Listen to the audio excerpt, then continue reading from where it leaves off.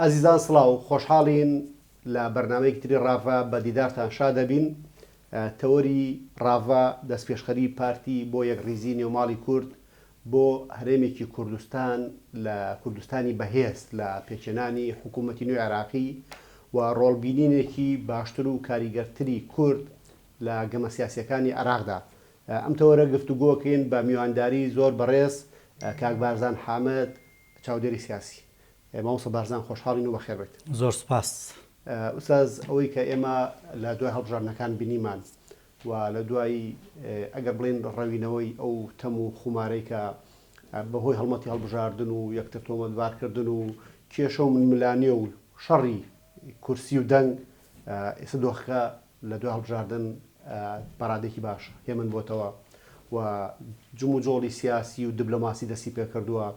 کوت لە براوەکان هەوڵەیەن لەگەڵ یەکتریا دەست و پەنجە نەرمکەن بۆ پێچێنانی حکوومەتی نوێی عێراقی. پارتی دیموکراتی کوردستانیش وەکو گەورە پارتی کوردستان و عێراقیش کە ژمارەیەکی بەرچاو لە کورسی بەدەستێناوە دەستپێشخەریەکی کردووە لە نێوماڵی کوردستانەوە بۆ ئەوەی کە هێز و قاوەرە سەرکەوتەکان لە هەرێمی کوردستان پێکەوە بە پاکێجێک و بە پرۆژەیەک بچنە بەغداد،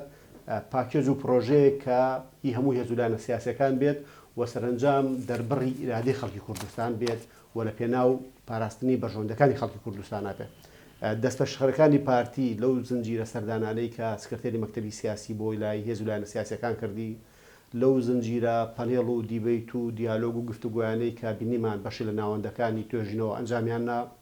و جدیەتی پارتی و سەرکردایەتی پارتی لەو پرۆسەیە خوێنەوە مامۆستا بەرزان بۆ چییە؟ بەڵێ خۆی ئێمە ئەگەر بگەڕێنەوە بۆ مێژوو هەر بە مێژوو پارتی دیموکراتی کوردستان بڕوای بەو هەماهەنگی و یەکڕێزی و یەکگرتوویەی گوتاری کورتە بووە،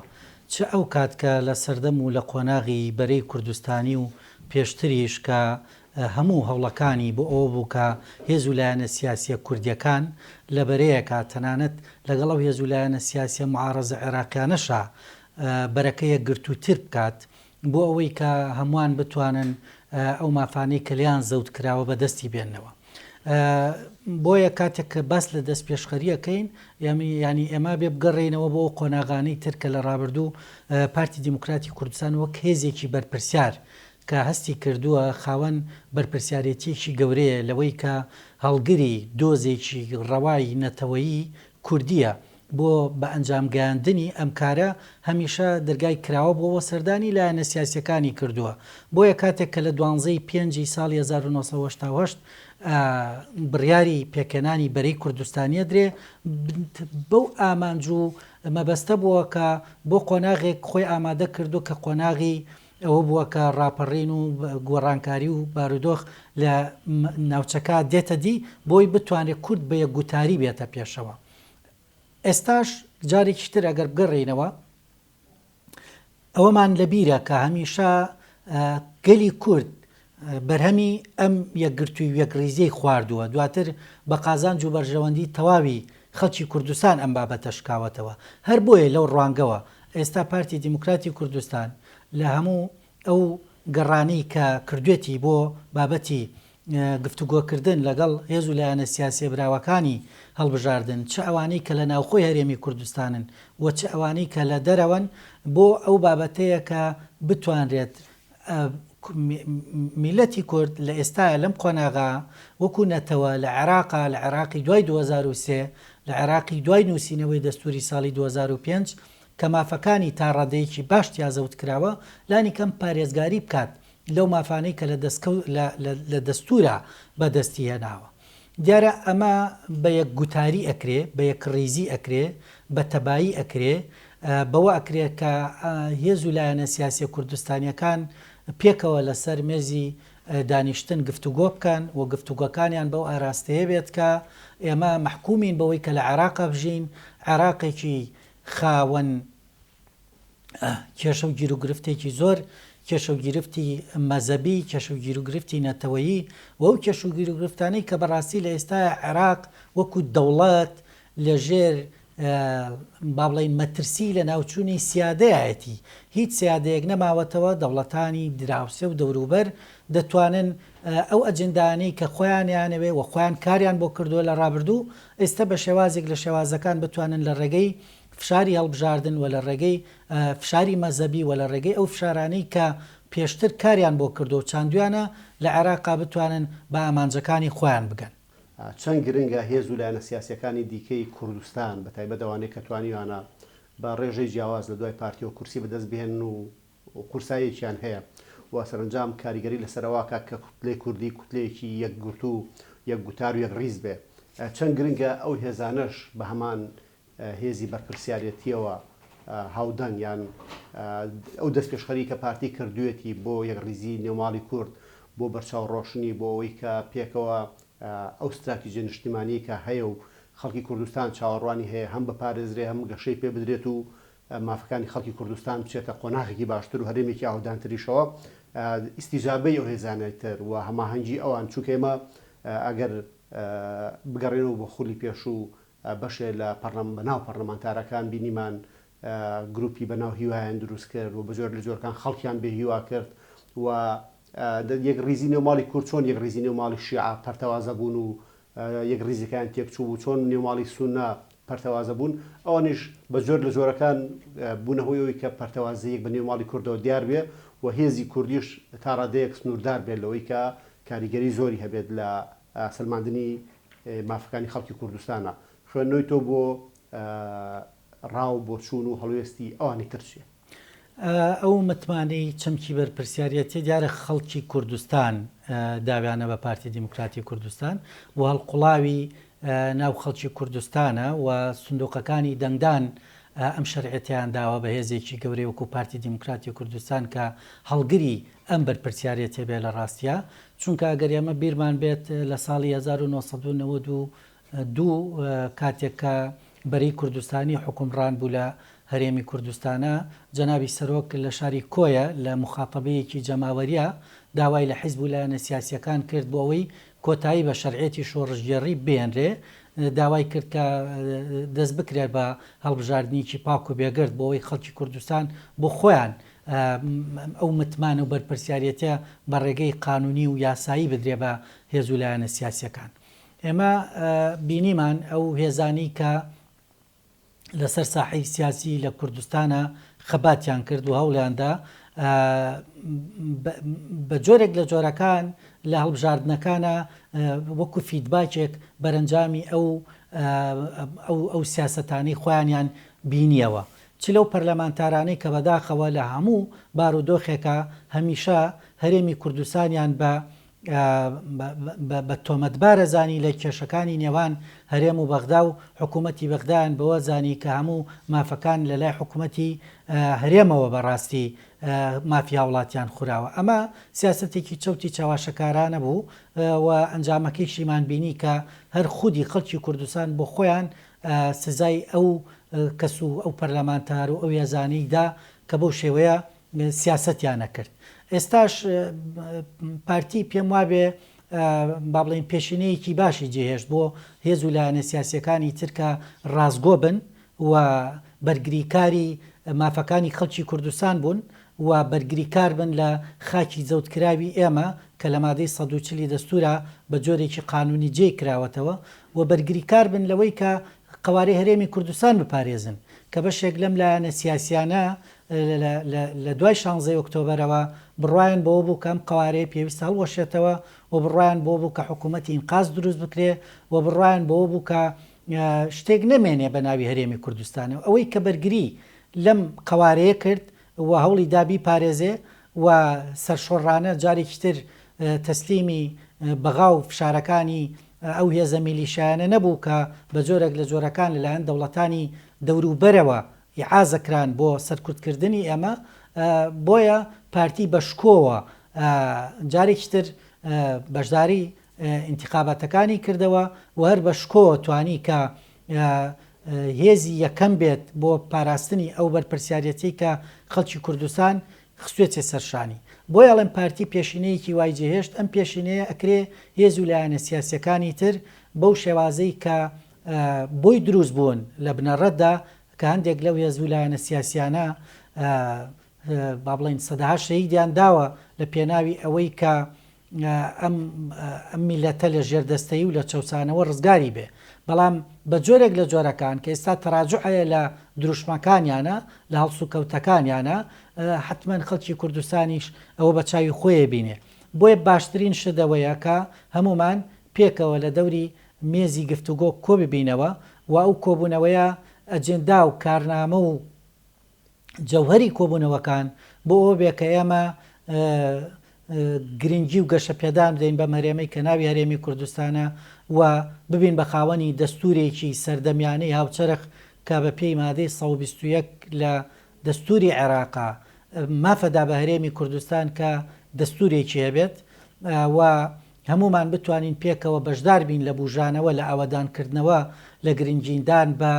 گەنج و بە تواناکانی گەنج لە پاراستنی شکۆی پێشمەرگە و لە پاراستنی خاکی کوردستان و هەنگاونان بۆ بەدامەزراوەی کردنی تەواوی سێکتەرەکانی حکومڕانی لە هەرێمی کوردستانە کە بەشێکی زۆر یان با بڵین هەمومان قسەمان لەسەر و بابەتە هەیەەوە بە پێویستێ زانین کە جارێکی تر هەموو پێکەوە وەکو یەکتیم هێزولایەنە سیاسیەکان بە یەکگرتوویی چ لە هەرێمی کوردستان و چ لە بەغدا ڕوبەڕووی ئەو هەموو تەحەدیاتانە بۆستنەوەکە لەسەر هەرێمی کوردستانە لەسەر خاکی هەرێمی کوردستانە و لەسەر خەڵکی هەرێمی کوردستانیش. ئەمە وسا باسیەوت کرد کە بەشێک لەو بەناو پەرلەمانتارانە لە بەغداوە هەرێمیان تاوانبارە کرد بەوەی کە کەم تەرخەمە لە بەرامبەر حکوومەتی عێراقی کەم تەرخەمە بەرامبەر خەڵکی کوردستان و هەموو ئەو گرژی و ناکۆشیانی کە لە نێوان هەرێمی فیدرالی هەرێمی کوردستان و حکوومەتی عێراقیە هەبوو ئەوان ئەو بەناونەنێرانی کورد تاوانەکان خستە ئەستۆی هەرێمی کوردستان و بەد ئەوەی کە بەڕێز شت باست کرد کە بە زۆر لە زۆرەکان لە ئینتخاباتی دەیدەیە خەڵک سزای ئەو بەناونەنێرانەیە و بەشی زۆرینیان دەرنەچوون و جارێکی تر خەڵک نەیکردنە خاوەنی متمانەی ئەوەی کە ئەوان نەراتی خەڵک بکەن. لێرەوە ئەمێ قسە لەسەر ئەوە بکەین کە دووبارە چۆن ڕەشت بین لەسەر ئەوەی کە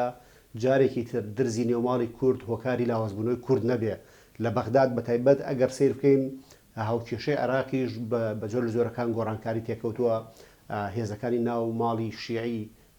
هەڵکێش و داکێشی زۆری تێکەوتووە هێزی نوێ هاتوتە پێشەوە بەشێ لە هێز تەقلیدیەکان بە زۆر لە زۆرەکان وەلاکنراون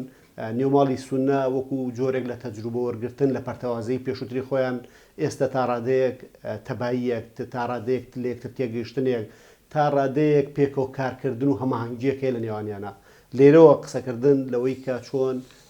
درزی نێوماڵی کوردی نەبێتە باعیسی ئەوەی کە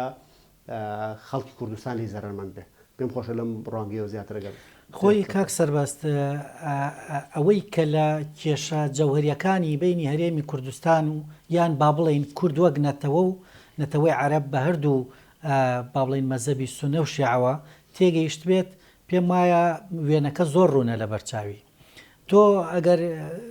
وەکو توێژەرێکی سیاسی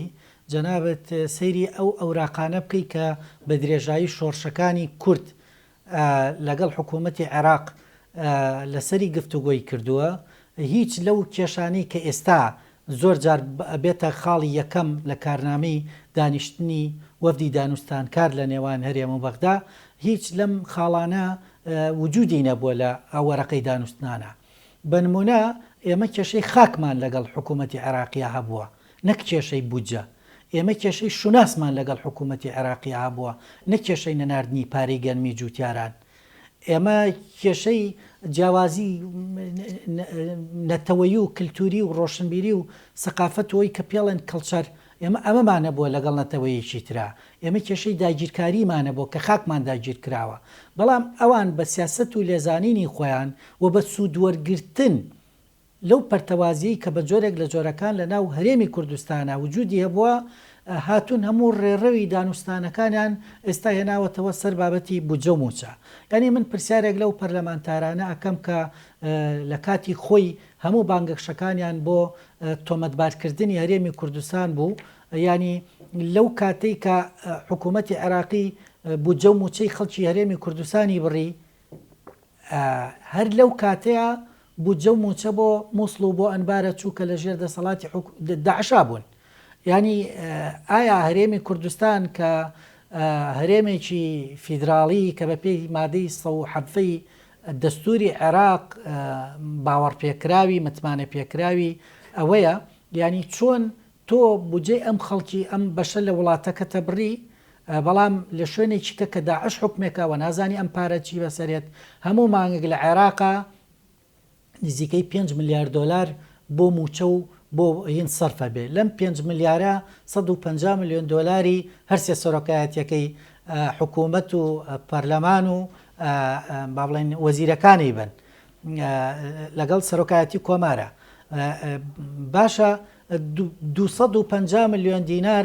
بە گوێرەی پارەکەی پێشوو کە ئەینارد 250 ملیاری بۆ هەرێمی کوردستانە نرد. 250 ملیارەکە لە 105 موچەی هەموو عێراق. ئەوان یەک قسەیان لەسەر ئەم بابەتە نەکرد. ئەمانە ئەم نامەی کە من بە جەنابتێڵێم لە کاتێکا پێویست بوو لە 112 بۆ لە 170 پشتی هەرێمی کوردستان بێ لەو پارە، بەڵام تەنیا لە 105 دەنارد کە 250 ملیار بوو. جاوەرە ئێستا کە کردوێتی بە 200 ملیارەکەش، ینی نیسبەکەی لەوە هاتوۆتە خواردترەوە. ئەم ئەندام پەرلەمانە کەسیان قسەیەکیان لەسەر ئەم بابەتە نەبوو، گفتوگۆیەکیان نەبوو لەسەری. هەمیشە پیان وابوو کە هەرێمی کوردستان لە بابەتی یاسای نەوت و گاز کە لە ساڵی 2007 جێی ناکۆچی لایەنە سیاسیەکانی ناو عێراق بوو بە تایبەتی لەگەڵ هەرێمی کوردستان، لە کاتێکە ئێمە محکمەیەکمانەیە کە محکمەی فیدراالیە لە عێراقا و پێویستە هەر بابەتێک لە نێوان هەرێمەکان و کە ئێستا لە عێراقا بەزێک هەرێمەیە، لە نێوان هەرێمەکان و حکوومەتی ناوەند یان مەرکەز دروست بوو، پێویستە لە دادگای فیدراالیە و بابەتانە یەکلایی بکرێتەوە. بەداخەوە ئەمە نەکرا و ئەم شتانەی کە ئێمە باسەکەین هەموو ئەم بابەتانە لە دەستور جێی کراوەتەوە. و کاتی خۆی کە جەنابی سەرۆک بەرزانی وەفدی کوردی چوونەتە بەغداد، هەوڵیان داوە زۆرترین لەو بابەتانەی کە زانیویانە لە پاشە ڕۆژ ئێمە لەبەرەوەی کە لە عێراقین و عێراقیش لە تەنیا نەتەوەیەک پێک نهاتووە، چەند پێکاتە و نەتەوەیەکی ترەوە، بە تایبەتی